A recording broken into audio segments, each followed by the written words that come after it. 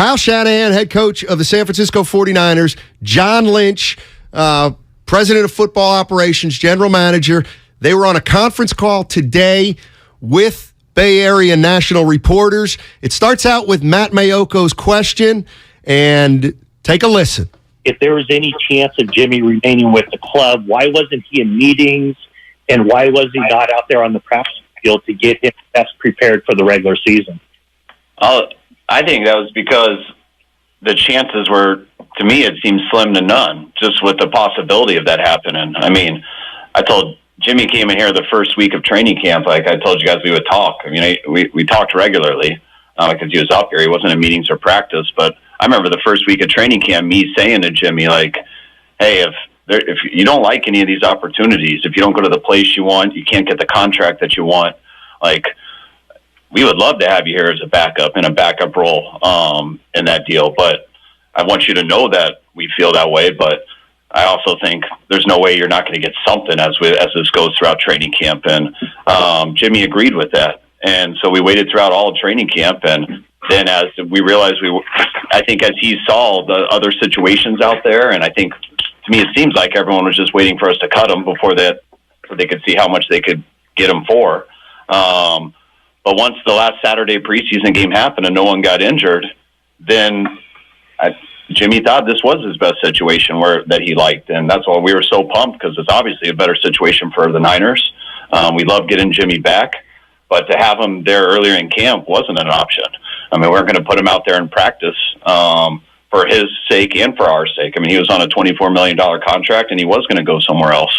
But none of that came into fruition, and which we would have ended up having to let him go under that current deal. That wasn't an option.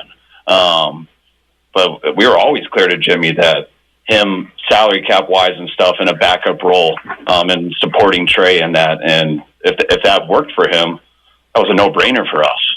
We just didn't think the chances of that were going to happen. And it ended up being that way. And so when it was all said and done, even though it was pretty shocking to us, we thought it was a win-win for both sides. Kyle, at the beginning of camp, you said this was absolutely Trey's team, and that you didn't want to mess anything up with that. Does this change that at all? Not at all. I mean, that's why Trey's our starting quarterback. I mean, that's why Jimmy wasn't an option unless he came in as a backup role. And that didn't become an option until it was clear that, at least so far, that no one was given as good of an opportunity. But yeah, this doesn't change anything, and I just feel it gives us, makes us a much better team and doesn't hurt our cap like it would have. Kyle, what were your conversations with Trey like, and how did he kind of take it in when this became official? Trey was great. I mean, there was no problems with it at all. I mean, I told him the exact same things that I told Jimmy, why we were the options of bringing Jimmy here, that it had to be in a backup type deal, which Jimmy knew that was his option, and that was the only option. And we told that to Trey also. And I mean, Trey and Jimmy have a great relationship. I think Trey actually likes having Jimmy in the building, and Trey was very grateful to how Jimmy was to him last year. And we feel very strongly from the two people that Jimmy will give that back to Trey this year. He'll do for Trey what Jimmy did for him in the year before. Can you talk about Jimmy's readiness, whether you had to put him through a workout, whether you just stole glances at him on the side field, and then the whole symbolic thing of him not getting a playbook? I'm guessing he knows the playbook better than almost anybody on the team. So can you just speak to his readiness? We have zero worries about him not having a playbook. I don't have one either. We have zero worries about that. Putting him through a workout, that's what he goes through every single day. He goes through that. He's been out here. I mean, he's been throwing with players at times. I mean, he's been our rehab players. He's been doing everything. So, there's quarterbacks I've seen signed off the couch. Go look at Josh McCown. I mean, guys have been signed off the couch in week 10 and come in and played for people. So that's not at all our case at all. Jimmy's been here. He's been rehabbing. He's in great shape. He's ready to go. Of course, you would love for your backup quarterback to get reps in training camp, but that was not an option at the time at all. This wasn't an option until I think Jimmy saw all the other situations, and once that final preseason game ended, I'm glad that what he thought was the best option for him was a great option for us. The last thing I'd add on his readiness is that, while doctors cleared him with no restrictions, there was the added caveat that, hey, it would be a smart thing to really build him up. And this allowed him to do that and not be rushed on the field. Sometimes stuff just happened. And so more of a controlled environment. And so I think Jimmy felt good about that, as did we. And so he's past the end of that ramp up. And so I think that leaves him in really good position. Jimmy's played a lot of football. And so, we believe he's ready. And not to mention, we didn't think it was going to end up this way. And we wanted to give Trey a ton of reps, and then we wanted to find out about Nate and Brock also. And we wanted to do that because we thought that's how it was going to be. And we thought there was no way that someone in the league would come with a better opportunity that Jimmy thought was a better opportunity. And fortunate for us, they didn't. And I'm very glad that we got all those other guys the reps. It really helped those guys. It helped us learn a lot about those guys too. And now we got a guy coming in here that we know a lot about. He knows a lot about us. Our team knows a lot about him. And I think that makes us very excited and makes our team excited. You can get your Twitter thumbs ready. First one wins. Brock has earned his way on our roster, so he'll be on the roster as well on the 53. Sure. Just to be clear, will Jimmy Garoppolo be the number 2 quarterback on the depth chart week 1 in Chicago? Yes. Okay, thank you. You guys, obviously, that you've talked about the benefits of doing this, which are clear. It does invite drama. You do have Trey Lance, who's unproven. Kyle, you've talked about inevitably there's going to be bumps in the road and growing pains. Not that we would ever add to the drama, but there's going to be a 3-interception game, maybe a bad loss. I assume you guys talked about the possible effect on Trey, and if that's the case, where did you land on that? I just think that's the reality of that position in this job. I don't think there was going to be any less drama. When a quarterback has a bad game and has a 3-pick game or loses a game, that's coming Monday morning and during the game regardless, and it's going to last the entire week until they play again. And that's why I don't know how anyone can be successful in this business if they get caught up in that stuff. That's part of our fan base and why our sport's so popular. But I don't believe that stuff has an effect on whether a guy succeeds or not. I think it's what he does in here and what he does on the field. Jimmy dealt with that from the drama, as you say, outside of the building. He dealt with that every single game last year because we drafted a young guy. So every time we lost, he heard it. It was from the narrative and everybody, because that's the position. It's the quarterback's fault or it's whatever. And Jimmy had to deal with that for a long time. I don't think that affected us last year in that case. And I think we persevered through a lot of stuff and just tried to do what was best on the field. And I don't see any difference this year. We feel very strongly given the keys to Trey. We felt that at the end of last year. We were really excited what we thought that could do for our team as a whole, and we're excited about everything he's done and all these opportunities he's gotten throughout this offseason. And I can't wait to get him started on our team in week 1.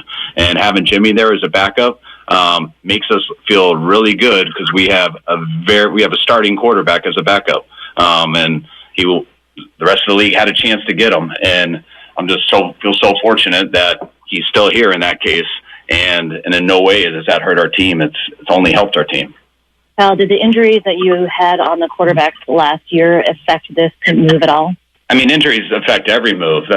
That's why you always want backups at a position. But that's very hard to do. You can't just, salary cap wise and stuff, you can't just always have that. And, I was really, credit to Brock, how good Brock played in this preseason. I thought he was going to be on our practice squad because we were real happy with Nate. But Brock won that job, and we were going to go into the year with him as the number 2. And we were good with that because that's what he earned. But then for Jimmy to be available and to know that we could have Jimmy with that experience and what he's done in the past come in as a number 2, I don't think we've gone through a year yet here where the quarterbacks played in every single game. Maybe in 19. Yeah, 19 was the only year. So whoever that backup is a huge deal. And we were excited to go with Brock. But to have a veteran come through like Jimmy, who we know is who has proven himself in this league, how good of a quarterback he is, I can't think of a better situation now. Kyle, you've mentioned that last year was a quarterback competition in some ways. Isn't this naturally because the NFL another quarterback competition, just the way it works? And maybe in some ways, is that some way you're looking maybe to push Trey a little bit with this? I mean, competition always pushes people. I don't think Trey needs much pushing. So it's like, this wasn't anything like, hey, our team has to get this, or we have to do this for Trey. This was, oh my God, Jimmy Garoppolo is available as a backup quarterback for us, and that makes sense for him and it makes sense for us. What else is there to think about? So I don't really put it into any other situation except as we never believed this ever possibly could have happened, because who believes there aren't 32 starting quarterbacks in this league, and we believe we have 2 of them now, and that's really rare to have them in this situation, and that's why we didn't have him in meetings. That's why we didn't put him out to practice, because nor Jimmy, or really probably anyone else in the league believed that was how the outcome was going to be, but it ended up being that way, and we feel fortunate that it did. Kyle, isn't there a difference between Jimmy Garoppolo having unproven Trey Lance behind him and Trey Lance now having a guy in Jimmy Garoppolo that's gone to a Super Bowl and an NFC Championship game looking over his shoulder? And, I mean, in what aspect? Trey is less of a threat to Jimmy Garoppolo last year than Jimmy Garoppolo is to Trey Lance right now, considering all Jimmy's accomplished in San Francisco. Oh, no, that's not what it felt like from the outside. Every single game, every time that Jimmy had a bad pass, every single game we lost, I didn't think that's how anybody handled that. We were good in the building here, and nothing will change now. So I don't see any difference. I think the quarterback position is really tough, and no matter what, if you don't win games, that stuff's going to come. And, yeah, if you have a guy on the bench who's done it, that's what the narrative is going to be, to put him in. If you have a rookie who hasn't done it before, the narrative is going to be to put the rookie in and see what you got. If you got a guy who's never played before, usually the backup quarterback's always the most popular guy. So, no, I don't see a difference. I see different stories, but I see the same result. When you don't play good in this league at quarterback, or you don't win games, something's coming. It's all pretty much at the same level. It's just, what's the obvious thing that they're going to choose? You said surprised that somebody else in the league didn't pick Jimmy up. Do you think a big part of it was the shoulder surgery? And second, do you know if he got offers and just didn't feel like they were good enough for him? I think back whenever that was, I don't know whether it was March or April or whatever. I think the shoulder surgery ended the possibility of trading him at that time. I think that for sure. And then I think everyone was just kind of in a wait-and-see approach. But there were so many random quarterbacks available at that time that the musical chairs kind of went out for the obvious places that would have traded. And then I don't think it didn't seem realistic that he would sign here in this situation. So I think a lot of teams were just hoping that it'd fall in their lap for an easier situation, and it didn't. And so I think this is why it transpired that way. Hey, Kyle, will Jimmy be at practice on Thursday? And just wondering, did you guys need to mend the relationship at all? No, there was no relationship to mend. We've always, since we made the trade to move up in the draft, and we had to tell Jimmy, every day I've had since with him, till every day he's been out here, not in our meetings, but he's been in our buildings. So I've seen him a ton. So there's been no relationship to mend. I think we all understand how hard the sport is, and I'm saying, the people in here, like with the players and stuff, they understand how hard it is. They understand the business part of it. And when you explain things to people, they aren't always happy with everything, but people can respect and understand what the situation is. Kyle, by restructuring Jimmy's deal, do you think a new contract makes him more enticing for another team to come calling via trade at some point this year? And assuming, let's say that he does remain on the roster, what are some ways that you think he can help Trey, whether that's leading up to a game or either in-game as well? Yeah, I mean, the less our contract is, the more enticing you always are at every single position, every team. So that would be yes to your first question. And second, I mean, I think they like being around each other. I mean, they enjoyed each other last year, despite the fact that they were competing, especially in training camp.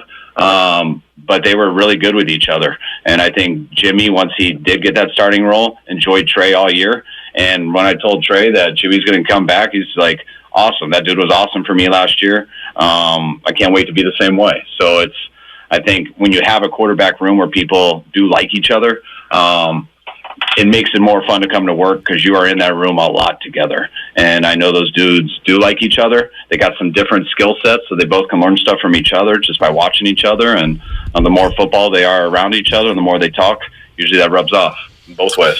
All righty, that was the Kyle Shanahan and John Lynch conference call with the 49ers media. They're, of course, talking about Jimmy Garoppolo, who is going to remain a San Francisco 49er. Who'da thunk it? It's obviously the big news in the Bay. It's the big news across the NFL.